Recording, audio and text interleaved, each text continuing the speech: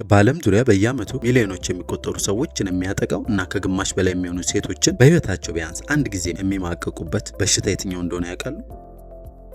በዓለም ዙሪያ በየዓመቱ ከ150 ሚሊዮን በላይ ሰዎች በዚህ የሽንት ቧንቧ ኢንፌክሽን ወይም በዩቲአይ ይያዛሉ። በተለይም ሴቶች ከወንዶች ይልቅ ለዚህ ችግር በከፍተኛ ሁኔታ ይጋለጣሉ። መረጃዎች እንደሚጠቁሙት ከግማሽ በላይ የሚሆኑ ሴቶች በሕይወታቸው ቢያንስ አንድ ጊዜ በዚህ ኢንፌክሽን ይጠቃሉ። ለዚህ ደግሞ ዋነኛው ምክንያት የሴቶች የሽንት ቧንቧ አጭር በመሆኑና ከፊንጢጣ አቅራቢያ የሚገኝ በመሆኑ ባክቴሪያዎች በቀላሉ ወደ ፊኛ እንዲደርሱ አቋራጭ መንገድ ስለሚፈጥርላቸው ነው። ይህ በሽታ ችላ ከተባለ ደግሞ ወደ ከፍ አደጋ ሊያመራ ይችላል። ለመሆኑ የሽንት ቧንቧ ኢንፌክሽን ምንድን ነው? የሽንት ቧንቧ ኢንፌክሽን የሚከሰተው ባክቴሪያዎች በተለይም ከአንጀት የሚመጣው ኢሸርሺያ ኮላይ የተሰኘው ባክቴሪያ ወደ ሽንት መውረጃ መስመር ገብቶ መባዛት ሲጀምር፣ ይሄ ኢንፌክሽን የሽንት ቧንቧን ፊኛንና በደረጃ ጊዜ ደግሞ ኩላሊትን ሊያጠቃ ይችላል። የበሽታው ምልክቶች አብዛኛውን ጊዜ እነኚህ ናቸው።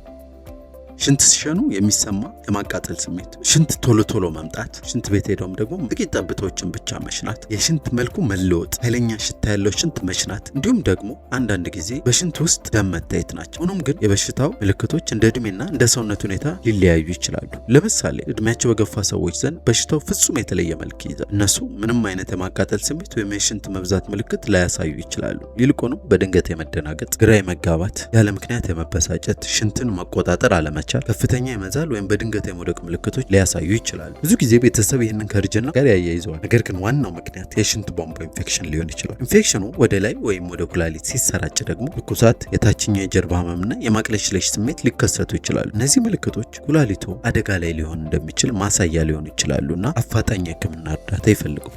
የሽንት ቧንቧ ኢንፌክሽን ተጋላጭነትን የሚጨምሩ በርካታ የዕለት ተዕለት ምክንያቶች አሉ። እነሱም ሽንትን ለረጅም ጊዜ አፍኖ መያዝ፣ በቂ ውሃ አለመጠጣት፣ ሽንት ቤት ከተጠቀሙ በኋላ ያለ የንጽህና ጉድለት፣ ቁጥጥር ያልተደረገበት የስኳር በሽታ፣ እርግዝና፣ የሽንት ፍሰትን የሚያግዱ እንደ የኩላሊት ጠጠርና የፕሮስቴት እብጠት ያሉ የጤና እክሎች፣ እንዲሁም ተኝቶ ለሚታከም ታካሚ የሽንት ካቴተር መግባት ለዚህ በሽታ አጋላጭ መንስኤዎች ናቸው። መልካሙ ዜና አብዛኞቹ የሽንት ቧንቧ ኢንፌክሽኖች አስቀድመው ከተደረሰባቸው በቀላሉ መታከም ይችላል። በቂ ውሃ በመጠጣት በሰውነት ውስጥ ያለውን ባክቴሪያ ጠርገው ማውጣት ይችላል። ትክክለኛውን ሕክምና ለማግኘት በፍጥነት ወደ ሕክምና ተቋም መሄድ አለቦት። ፈጥነው ትኩረት ካልሰጡት የኩላሊት ጤና አደጋ ላይ ሊሆን ይችላል።